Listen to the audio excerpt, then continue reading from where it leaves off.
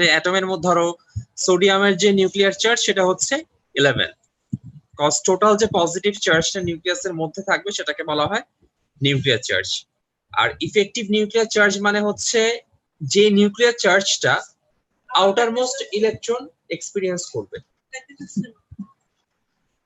মানে outer most shell ইলেকট্রনটা নিশ্চয়ই total positive চার্জকে experience করবে না, কারণ মাঝখানে কিছু শেল আছে বা সে কিছুটা দূরত্বে আছে, তারপর ডেফিনেটলি সে কিছুটা আলাদা ফোর্স ফিল করবে। তো আউটার মোস্ট ইলেকট্রনটা যেই পরিমাণ ফোর্স ফিল করবে সেটাকে আমরা বলি যে ইফেক্টিভ নিউক্লিয়ার চার্জে। জি ভাই বুঝছি। এটার ফর্মুলা আছে, যদিও তোমাদের সেটা লাগবে না এইচএসসি তে। এটাকে বলা হয় জেড ইফেক্টিভ ইকুয়ালস টু হচ্ছে জেড, জেড মানে হচ্ছে normal nuclear charge minus alpha বা সিগমা। সিগমা হচ্ছে শিল্ডিং কনস্ট্যান্ট। এটাকে শিল্ড কেন বলা হচ্ছে, শিল্ডিং কনস্ট্যান্ট কেন? এই যে মাঝখানে অনেকগুলো ইলেকট্রন তারা যে শিল্ডের মতো একটা তৈরি করতেছে, এই শিল্ডিং কনস্ট্যান্টটা মাইনাস করলে আমরা হচ্ছে ইফেক্টিভটা পাই আর কি। যদিও তোমাদের এই ফর্মুলা শিখার লাগবে না, এমনি বললাম আর কি জিনিসটা রিয়েলাইজ করানোর জন্য। বুঝতে পারছো তো মোটামুটি আইডিয়াটা ক্লিয়ার তো নাকি? জি ভাই ক্লিয়ার। আয়োনাইজেশন এনার্জি কমপ্লিট করছিলাম নাকি, এই যে এক্সেপশন গুলা? জি ভাই কতটুকু হয়েছে? কপারের কেসটা একটু আবার বলবেন, কপার আর কোবাল্টের কেসটা। কপার কোনটা? ওই যে, আচ্ছা একটা মিনিট আমি দেখাচ্ছি।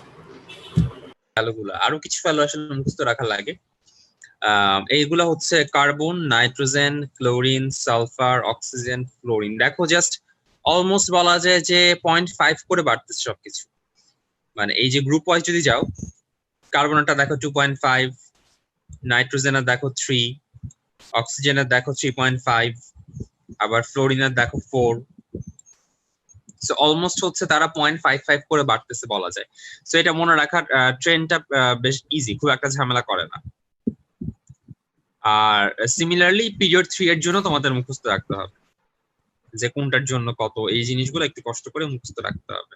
ফসফরাস কত, সালফার কত, ক্লোরিন কত, এই জিনিসগুলো ইলেকট্রোনেগেটিভিটির ভ্যালুগুলো মুখস্থ রাখা লাগবে কিসের জন্য? ওই যে বুঝার জন্য যে মূলত যে কোনটা পোলার কম্পাউন্ড আর কোনটা হচ্ছে আয়নিক কম্পাউন্ড। তোমাদের রেঞ্জ বলছিলাম মেবি না, যে কখন আয়নিক বলা হবে, কখন পোলার বলা হবে, কখন কোভালেন্ট বলা হবে। জি ভাইয়া। একটু আবার বলবেন রেঞ্জটা।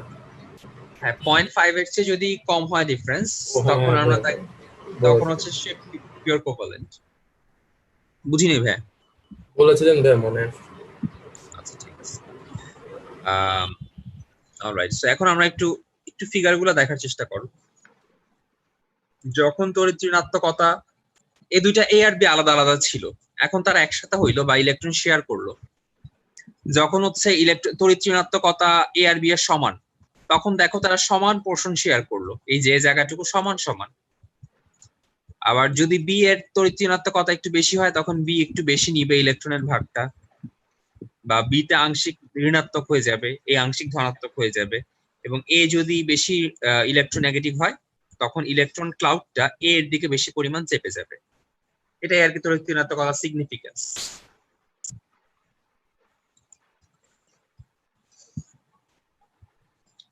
আচ্ছা, তড়িৎ ঋণাত্মকতার সিকোয়েন্সটাও ইলেকট্রোনেগেটিভিটির সিকোয়েন্সটাও ইলেকট্রন অ্যাফিনিটির মতো। যত ডান দিকে যাবে বাড়তে থাকবে, যত উপরের দিকে যাবে বাড়তে থাকবে। উপরের দিকে গেলে বাড়বে, ডান দিকে গেলে বাড়বে।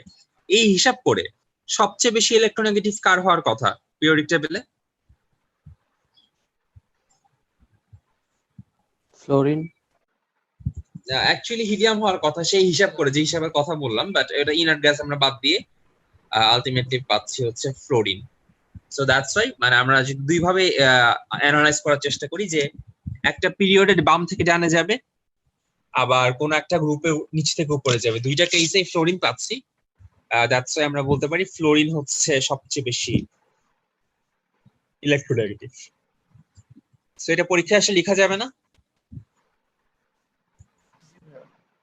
জি ভাইয়া। ওকে,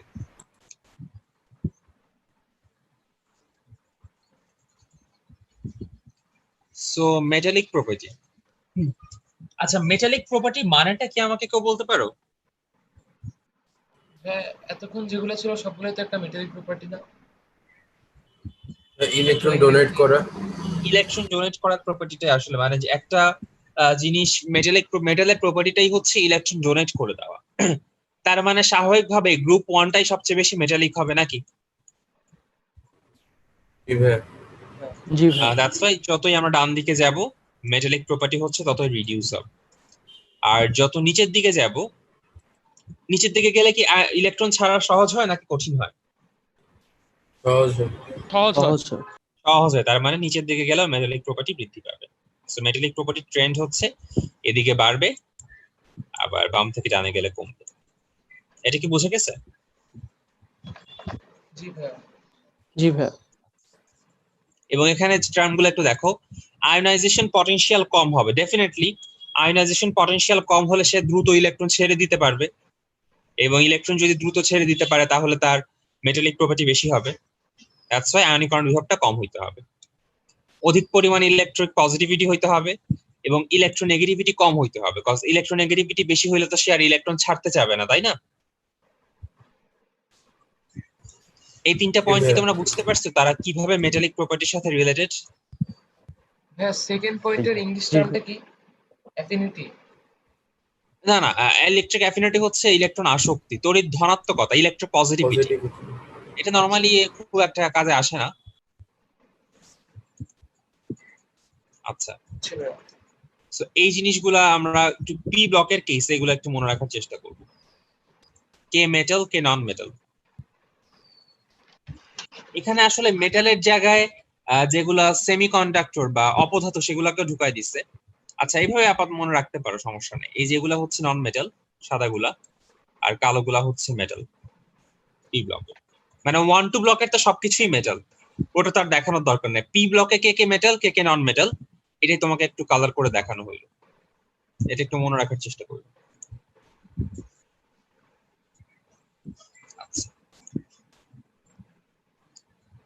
দেন আমরা চলে আসি মেল্টিং পয়েন্ট আর বয়লিং পয়েন্টে।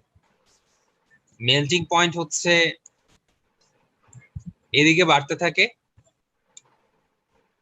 আবার এদিকেও বাড়তে থাকে। সো বাড়ার সিকোয়েন্সটা মনে রাখবো। আমরা সবকিছুতে যে কোনো একটা সিকোয়েন্স মনে রাখতে পারি। বাম থেকে ডানে গেলে বাড়বে, আবার এখান থেকে এখানে গেলেও বাড়বে।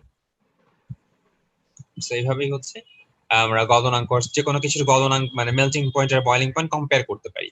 আমার কোনোটাই মুখস্থ করা লাগবে না, কোনো elementary melting point boiling point মুখস্থ করা লাগবে না, জাস্ট এতটুকু জানলেই হবে যে বাম চ্যাটে কি লিখছে কেউ। রাওয়াত, এটা কি 3 এর এফ পাঠাইছো? জি না ভাইয়া, এটা আমার পরে আর কি দেখাবে প্রবলেমটা চ্যাট বক্সে। আপনি শেষ করে নেন এরপরে। ছোট দুটো এমসিকিউ। ঠিক আছে। সো ডান থেকে বামে বাড়তে থাকে। অলরাইট, দেন আমরা, আচ্ছা হ্যাঁ, এখানে দেখো চার্জ ডেনসিটির একটা এরিয়া দিচ্ছে, মানে একটা ফর্মুলা দিচ্ছে, যদিও খুব একটা বের করা লাগে না আমাদের এটা কখনোই। চার্জ ডেনসিটি মানে হচ্ছে total charge divided by atomic radius. এটা ঠিক আছে। আচ্ছা, এই তিনটা পয়েন্ট একটু পড়ো তো, দেখো তো বুঝতে কোনো সমস্যা হয় কিনা।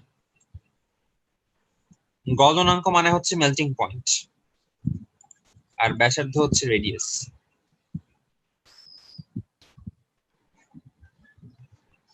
আবার 4 3 2 1 0 কেন হইলো এরকম? কোনো কারণ আসে কিনা মাথায় একটু বলো। এটা কি ভাই ভাইয়া? যোজনী ইংলিশটা কি? ব্যালেন্সি। হ্যাঁ হ্যাঁ, ব্যালেন্সিং। যোজনী মানে ব্যালেন্স। এখানে জিঙ্কের তো আনপেয়ার্ড ইলেকট্রন নয়, তাই কমে গেছে পরে, জিঙ্কের পরে থেকে কমে গেছে আবার এরকম কিছু। জিঙ্ক তো এখানে নাই আসলে, মানে জিঙ্ক তো গ্রুপ 12 মানে 13 এর কথা বলছো? মেটাল আর নন মেটাল দেখি। হ্যাঁ, মানে এদের এদের মানে সবার টার্গেট হচ্ছে অক্টেট ফিল আপ করা, এই অক্টেটের থেকে এক দূরে কাছাকাছি, তো সে এভাবেই যাবে, দিয়ে দিয়ে অক্টেট ফিল আপ করবে, এও কাছাকাছি দিয়ে দিলে ফিল আপ করবে, এও কাছাকাছি দিয়ে ফিল আপ করবে। নরমালি এ শেয়ার করে, আবার এ কোন দিকে কাছাকাছি, এদিকের কাছাকাছি না, মানে ইলেকট্রন রিসিভ করে তার অক্টেট ফিল আপ করার চান্সটা বেশি না? বুঝতেছো? মানে সে যদি রিসিভ করে ফিল আপ করতে চায় তখন তার 3টা লাগবে, আর সে যদি ছাড়তে চায় তখন তার 5টা ছাড়া লাগবে। আমার কথাটা কি বুঝতেছো? জি ভাইয়া। জি ভাইয়া। গ্রুপ 15 এর লাস্ট হলে 5টা ইলেকট্রন, সে যদি রিসিভ করতে চায় 3টা রিসিভ করলেই হয়ে গেল -3, আর ছাড়তে গেলে তাকে +5 হইতে হবে। ডেফিনেটলি -3টা ইজিয়ার, দ্যাটস ওয়াই সে -3 হবে। 16 এর লাস্ট হলে 6টা, সে ডেফিনেটলি 2টা রিসিভ করে 8টার কাছাকাছি চলে যাবে। এই জন্য এই ট্রেনটা ফলো করছে, +1 2 3 4 আবার -3 to -1 0। এটা বুঝতে কারো কি কোনো সমস্যা আছে? না ভাইয়া, বুঝছি।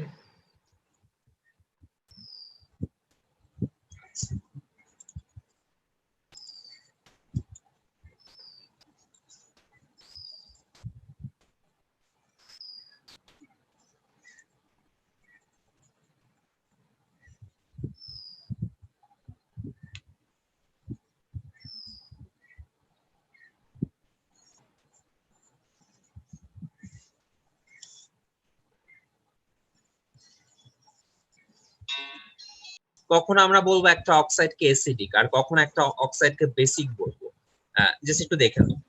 যদি অক্সাইডের সাথে H2O যোগ করে একটা অ্যাসিড পাই, তার মানে অক্সাইডটা অ্যাসিডিক। অক্সাইডের সাথে পানি যোগ করে যদি বেস পাই, তার মানে অক্সাইডটা বেসিক। এটা একটা ডেফিনেশন হতে পারে। আবার অক্সাইডের সাথে যদি বেস যোগ করে লবণ আর পানি পাই, তাহলে সেটা অ্যাসিডিক। আবার অক্সাইডের সাথে অ্যাসিড যোগ করে যদি লবণ আর পানি পাই, সেটা বেসিক। এই 4টা জিনিস বুঝতে কারো কোনো কনফিউশন আছে কিনা একবার একটু রিডিং করে নাও, তারপর আমাকে জানাও।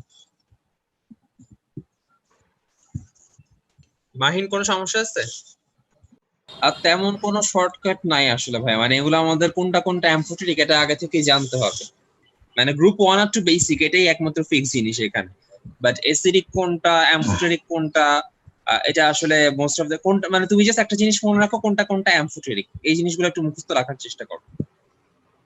বোরন, বেরিলিয়াম, অ্যালুমিনিয়াম, মোস্টলি এই জিনিসগুলাই হচ্ছে অ্যাম্ফোটেরিক আমাদের, এগুলাই লাগে নরমালি। আমরা সবগুলা পিরিয়ডে একটু দেখি, 3টা পিরিয়ডই তো লাগবে আমাদের। সেকেন্ড পিরিয়ডে শুধুমাত্র অ্যাম্ফোটেরিক আছে বেরিলিয়াম আর বোরন, আর থার্ড পিরিয়ডে অ্যাম্ফোটেরিক আছে হচ্ছে অ্যালুমিনিয়াম। এই 3টা জানলেই হয় আমাদের। বুঝতে পারছো? জি ভাইয়া। আর গ্রুপ 1 2 এর সবকিছু তো বেসিক, মানে এক্সেপ্ট যেগুলো অ্যাম্ফোটেরিক ওগুলা ছাড়া গ্রুপ 1 2 এর সবকিছু তো বেসিক। আর পি ব্লকে যেগুলো অ্যাম্ফোটেরিক না ওগুলা ছাড়া বাকি সবকিছু হচ্ছে আবার অ্যাসিডিক। এভাবে মনে রাখো। তো গ্রুপ 1 2 বেসিক, আর অ্যাম্ফোটেরিক আছে হচ্ছে বেরিলিয়াম, বোরন আর অ্যালুমিনিয়াম, আর বাকি সবকিছু হচ্ছে অ্যাসিডিক। এবং কেন কোনটা কি সেটার এক্সপ্লেনেশন তো এখানে দিয়ে দেওয়া। তো পরীক্ষায় নরমালি অ্যালুমিনিয়ামেরটাই বেশি আসে, অ্যালুমিনিয়ামকে কেন অ্যাম্ফোটেরিক বলা হয়। বাট এখন যে কোনোটাই আসুক না কেন, কেন এটাকে বেসিক বলা হয় অথবা কেন এটাকে অ্যাসিডিক বলা হয়, তখন আমরা করবো কি, এই যে ডান পাশের যে ব্যাখ্যার লাইনটা, যে রিঅ্যাকশনটা, সেটা দেখাই দিব। সাপোজ পরীক্ষায় আসলো যে কার্বন ডাই অক্সাইড কি ধরনের অক্সাইড, বা কার্বন মনোক্সাইড কি ধরনের মনোক্সাইড অক্সাইড, তখন আমরা এই রিঅ্যাকশনটা দেখাবো। এই যে কার্বন ডাই অক্সাইড পানির সাথে বিক্রিয়া করে একটা অ্যাসিড প্রিপেয়ার করে, যার নাম হচ্ছে কার্বনিক অ্যাসিড, এটা H2CO3। দ্যাটস ওয়াই আমরা কার্বন ডাই অক্সাইডকে একটা অ্যাসিডিক অক্সাইড বলি। অথবা জিজ্ঞাসা করলো ডাই নাইট্রোজেন পেন্টা অক্সাইড, এটা কি, অ্যাসিডিক, বেসিক না অ্যাম্ফোটেরিক? ফার্স্টে বলবা এটা একটা অ্যাসিডিক, তারপর এই রিঅ্যাকশনটা দেখাবা। রিঅ্যাকশন দেখায় বলবা অ্যাজ N2O5 প্রিপেয়ারস নাইট্রিক অ্যাসিড, পানির সাথে রিঅ্যাক্ট করে, সুতরাং N2O5 হচ্ছে একটা অ্যাসিডিক অক্সাইড। এভাবেই হচ্ছে আমরা যে কোনো 2 নম্বরের কোশ্চেন আনসার করতে পারবো রিলেটেড টু অ্যাসিডিক, বেসিক অথবা অ্যাম্ফোটেরিক। এটা বুঝতে কি কোনো সমস্যা আছে? না হ্যাঁ। ভাইয়া। না ভাইয়া। আচ্ছা ঠিক আছে। আচ্ছা ঠিক আছে, আমি এখন তাহলে একটু ব্রেক নিচ্ছি 10-12 মিনিটের জন্য। না হয় পানির সাথে রিঅ্যাকশন অথবা কোনো অ্যাসিড বা বেজের সাথে রিঅ্যাকশন, না HCl নয় NaOH। তো প্যাটার্নটা দেখে রাখবা যে কোন ভাবে আসলে কিভাবে লিখবে। আচ্ছা, এখন আমরা কোভালেন্ট বন্ড ফর্মেশন নিয়ে একটু আলোচনা করব। আমরা অলরেডি বেশিরভাগ জিনিসই জানি এখানে, তারপরেও একটু দেখি। ফার্স্ট কথা হচ্ছে ব্যালেন্সি আমরা কিভাবে বের করব, মানে কোন একটা কম্পাউন্ডের ব্যালেন্সি কি এটা বের করার জন্য সবচেয়ে জনপ্রিয় মতবাদটা কোনটা?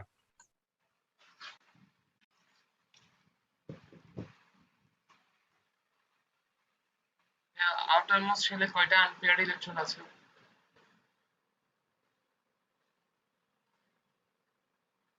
বের করার যে ফর্মুলাটা সেটা হচ্ছে লাস্ট শেলে যতগুলা অড ইলেকট্রন থাকবে, আমরা তো লাস্টের দিন অড ইলেকট্রন নিয়ে আলোচনা করছিলাম তাই না?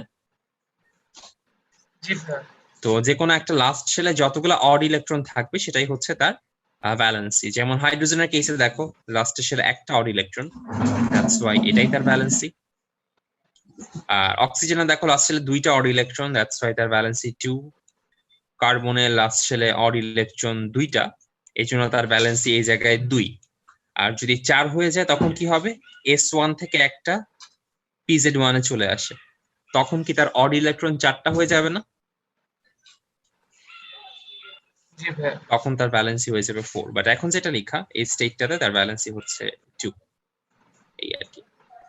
আচ্ছা, এরপরের বেশিরভাগ জিনিস যা যা বলবো তোমরা অলরেডি আই গেস জানো, যে কোভালেন্ট বন্ড কিভাবে ফর্মেশন হয়,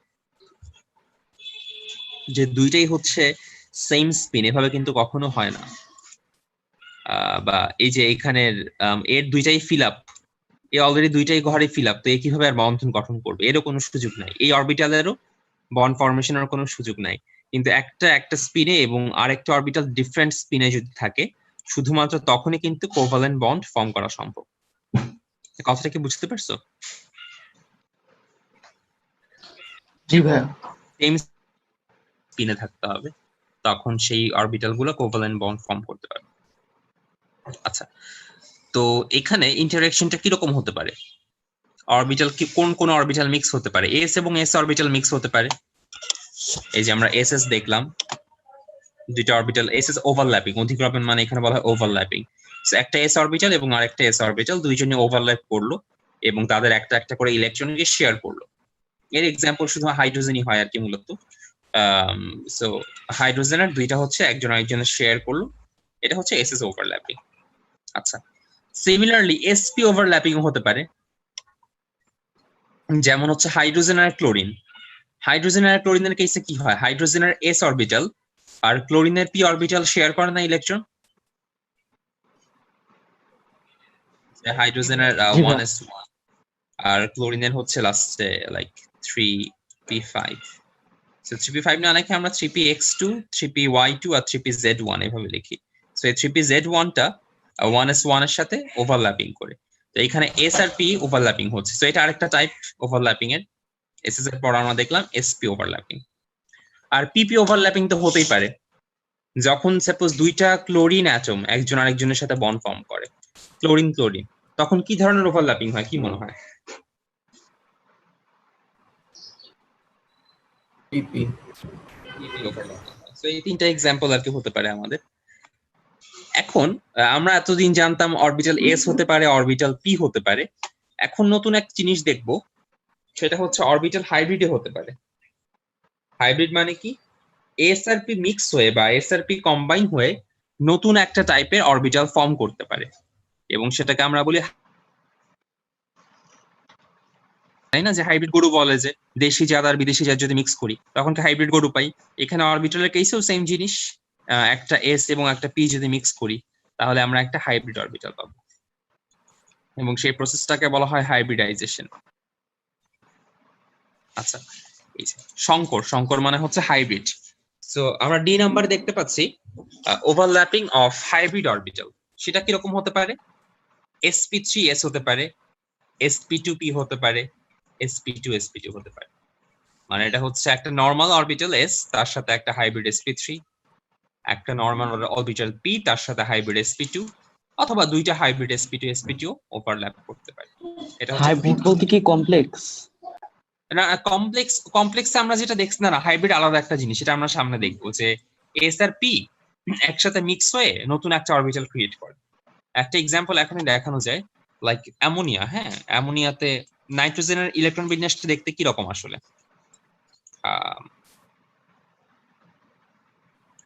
2s2, 2px1, 2py1 আর 2pz। আচ্ছা আমি কার্বনেরটা দিয়ে দেখাই তাহলে বেটার হয় বুঝতে, এক্সট্রা কিছু আসে না। কার্বন, আর নরমালি তো কার্বনের ইলেকট্রন বিন্যাস হচ্ছে এরকম থাকে তাই না, 2pz 0 থাকে নাকি? দেখো জি ঠিক ভাইয়া। আছে কিনা। জি আচ্ছা ভাইয়া। যখন হ্যাঁ। তারপর যখন ইয়া চলে আসে, এক্সাইটেড হয়ে যায়, তখন এই 2টা থেকে একটা এখানে চলে আসে। তখন দেখা যায় কি যে দেখো এখানে এস এ একটা আর পি তে 3টা, এরা কারাই মানে এরা কেউই আর ইন্ডিভিজুয়ালি একটা এস আর 3টা পি তে থাকে না, তখন তাদের সবাই হয়ে যায় একটা হাইব্রিড অরবিটাল এবং তাদের নাম হয় প্রত্যেকেই, এটা একটা sp3, এটা একটা sp3, এটা একটা sp3, 4টা sp3 অরবিটাল ক্রিয়েট হয়ে যাচ্ছে। মানে যেখানে একটা এস আর 3টা পি ছিল তার জায়গায় তারা হাইব্রিড, মানে তারা একসাথে মিক্স হয়ে এখানে 4টা sp3 অরবিটাল ক্রিয়েট হয়ে যায়। এটাকে বলা হয় হাইব্রিড অরবিটাল। এক্সাইট করলে কি এটা হাইব্রিডাইজেশন হয়েছে? এক্সাইট করলে অলওয়েজ যে হাইব্রিডাইজেশন হয় তাও না, যখন এরকম রিয়েকশন ফর্ম করার প্রয়োজন হয়, চারজনের সাথে সে রিয়েক্ট করবে, তখন এরকম এসপিজি ফর্ম হয়। এটা আমরা সামনে দেখবো হাইব্রিডাইজেশন নিয়ে, এই চ্যাপ্টারের one of the most important topic হচ্ছে হাইব্রিডাইজেশন, সামনে যেটা দেখবো আর কি। এখন জাস্ট আইডিয়া দিয়ে রাখতেছি আর কি এখানে কি কি হচ্ছে, মোটামুটি একটা আইডিয়া। আচ্ছা, আর অসংকরিত অরবিটাল মানে হচ্ছে আনহাইব্রিডাইজড অরবিটাল। আনহাইব্রিডাইজড এক্সাম্পল আমরা সামনে দেখবো, আপাতত এটা নিয়ে আলোচনা একটু কম করি। তো মোটামুটি আমরা কি কি দেখলাম, এসএস হতে পারে, এসপি হতে পারে, পিপি হতে পারে, হাইব্রিডাইজড হতে পারে এবং নন হাইব্রিডাইজড হতে পারে। মূলত অরবিটালের ওভারল্যাপিং এই 5টা টাইপেরই হয়, এর বাইরে নরমালি হয় না আর কি। হ্যাঁ, অধিক্রমণ মানে হচ্ছে ওভারল্যাপিং, হ্যাঁ মানে ওভারল্যাপিং মানে কি, এই যে তারা ইলেকট্রন যে শেয়ার করে না, এটা কি ওভারল্যাপিং বলতেছি আমরা, আর নতুন কিছু না। জি ভাইয়া। আচ্ছা, এরপর sigma bond, pi bond. Sigma bond, pi বন্ডের সহজ কথা একটা কথা মনে রাখবা, যেখানে সিঙ্গেল বন্ড থাকবে, শুধু সিঙ্গেল বন্ড যেখানে প্রেজেন্ট, অলওয়েজ সেটা হচ্ছে সিগমা বন্ড। যেখানে দেখবে একটা সিঙ্গেল বন্ড কার্বন কার্বন, এটা মানেই হচ্ছে সিগমা বন্ড। আর যদি দেখো কোথাও ডাবল বন্ড প্রেজেন্ট, তাহলে ডাবল বন্ডের মধ্যে একটা সিগমা বন্ড এবং আর একটা হচ্ছে পাই বন্ড। যদি দেখো ট্রিপল বন্ড প্রেজেন্ট, তাহলে একটা হচ্ছে সিগমা বন্ড আর বাকি দুইটা হচ্ছে পাই বন্ড। মানে যে কোনো জায়গায় ফার্স্টে একটা যখন থাকবে ওটা মানেই সিগমা বন্ড, এরপর এক্সট্রা যেগুলো আসবে 2টা হোক 3টা হোক সেগুলো হচ্ছে পাই বন্ড। আর কথাটা কি বুঝতে পারছো? হ্যাঁ। জি ভাইয়া। আচ্ছা, এখন একটা ডেফিনিশনটা পড়ার চেষ্টা করি। পরস্পরের সাথে মুখোমুখি বা 180 ডিগ্রি কোণে নিউক্লিয়াস বরাবর যে ওভারল্যাপিংটা হচ্ছে তাদেরকে সিগমা বন্ড বলা হচ্ছে, মানে একদম সামনাসামনি মুখোমুখি একটা অবস্থা, সহজ কথায়। আচ্ছা, তুমি বই থেকে সিগমা বন্ডের ডেফিনিশনটা ইংলিশ ভার্সন থেকে পড়লে মেবি বেটার হতো। বইয়ে কি একটু খুঁজতে পারবা, দেখো তো এরকম জায়গায় আছে কিনা, সিগমা বন্ডের ডেফিনিশনটা পাওয়া যায় কিনা। বাংলা জায়গা থেকে না পড়ে ওখান থেকে পড়লেই তোমাদের সুবিধা হবে। এরকম ফিগার থাকার কথা, সিগমা বন্ড পাই বন্ড দুইটাই একসাথে থাকবে, বা এরকম একটা ডিফারেন্স অবশ্যই থাকার কথা। দেখো তো এরকম কোনো খুঁজে পাওয়া যায় কিনা একটু উল্টে। পাশাপাশি ওভারল্যাপিং এখানে ডিরেক্টলি দেখা যাবে না, ধরো এরকম ভাবে ব্যাপারটা বলা যায়। সাপোজ এটা একটা পি অরবিটাল, তো সামনাসামনি যে জিনিসটা হচ্ছে এই যে এই জায়গাটা, এটা হচ্ছে সিগমা, এবং তার যে পাশাপাশি যে অধিক্রমণটা, এই যে এরকম যদি কখনো হয় এই পাশ এ পাশ, এই ব্যাপারটাকে বলা হয় পাই আর কি। এই যে এখানে যে ডট ডট দিয়ে যে পার্টটা দেখানো হচ্ছে, এটা হচ্ছে এখানে পাই বন্ড বোঝাচ্ছে। জি ভাইয়া। আচ্ছা, তোমরা একটু এই ডিফারেন্সটা একটু দেখো তো।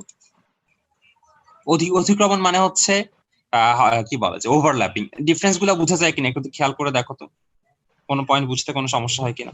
এটাকেই সাইড ওয়াইজ বলছে বইয়ে, এটাকে এখানে মাঝামাঝি বলতেছে। এই যে বন্ধনটা দেখতে পাচ্ছ, এটাই বুঝাইছে জি এখানে। ভাইয়া। জি ভাইয়া। দৃঢ়তার ইংলিশ কি? কোনটা ভাইয়া? দৃঢ়তা 2 নম্বর পয়েন্টটা। দৃঢ়তা। আচ্ছা, রিজিড মানে এটা বেশি স্ট্রং আর কি, এই বন্ডটা হচ্ছে অনেক স্ট্রং। ওভারল্যাপিং, হ্যাঁ পাই বন্ধনের জন্য পি অরবিটাল থাকাটা জরুরি।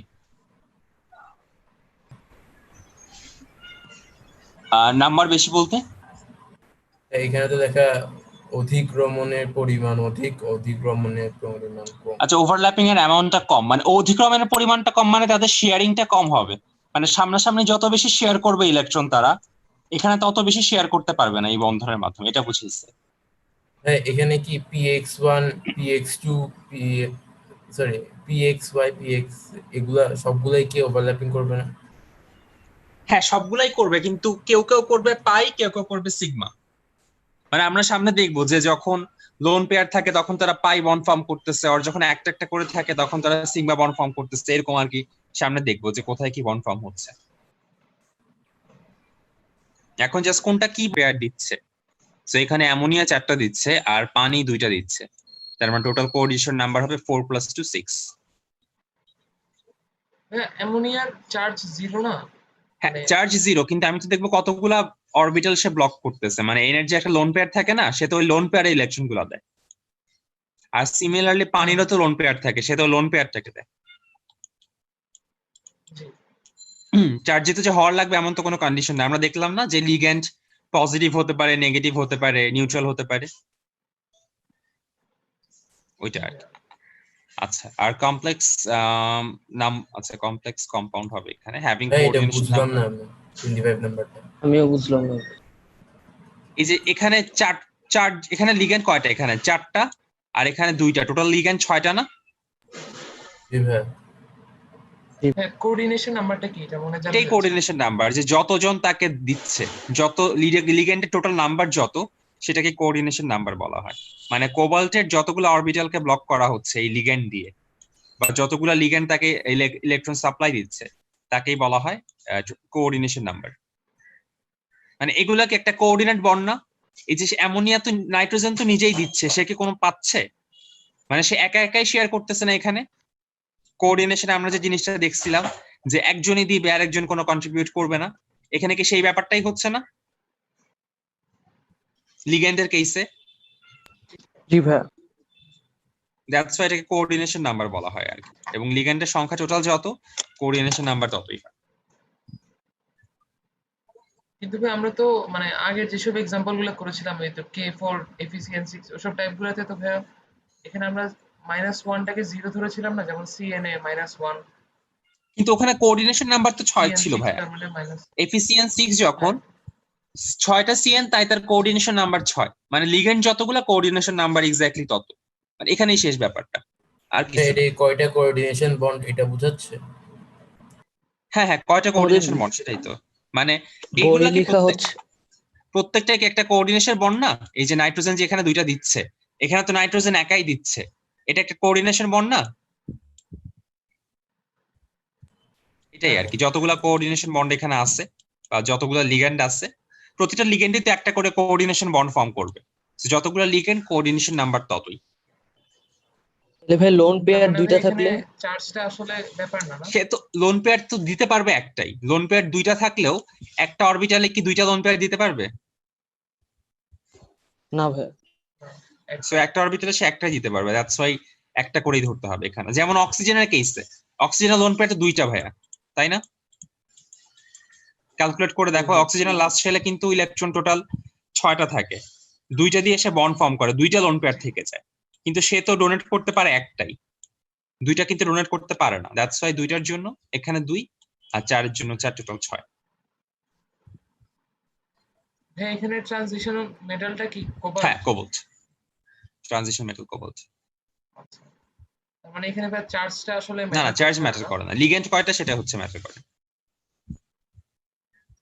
আচ্ছা, আর complex number having coordination number 4, এখানে কোঅর্ডিনেশন নাম্বার 6, এখানে 3, এখানে 6, এখানে 4। সো এটাই হচ্ছে আনসার। এখানে 3 কেন ভাইয়া? 3 বলি না ভাই, 6, এটাতে 6 6 আচ্ছা। 6 4। জি ভাইয়া। আচ্ছা, ও বুঝছি ভাই। কোনটা ভাইয়া, 25 না 26? 25-এ। এই যে এখানে দেখো টোটাল লিগ্যান্ড কয়টা, এখানে 6টা, যতগুলো লিগ্যান্ড কোঅর্ডিনেশন নাম্বার ততই। ভাই এটা বুঝছি, কিন্তু এক্সপ্লেনেশনটা কি জানি কে বলবেন? এক্সপ্লেনেশন বলছে এই প্রতিটা লিগ্যান্ড কি একটা করে কোঅর্ডিনেট বন্ড ফর্ম করে না? জি ভাই। তো যতগুলা কোঅর্ডিনেট বন্ড ফর্ম হচ্ছে সেটাকে কোঅর্ডিনেশন নাম্বার বলা হয়। তো যেহেতু এই 4টা কোঅর্ডিনেট বন্ড ফর্ম করে এই 2টা, টোটাল 6টা কোঅর্ডিনেট বন্ড ফর্ম হচ্ছে কোভাল্টের সাথে, দ্যাটস ওয়াই কোঅর্ডিনেশন নাম্বার হচ্ছে 6। বুঝছি ভাইয়া। আচ্ছা ঠিক আছে, আমি তাহলে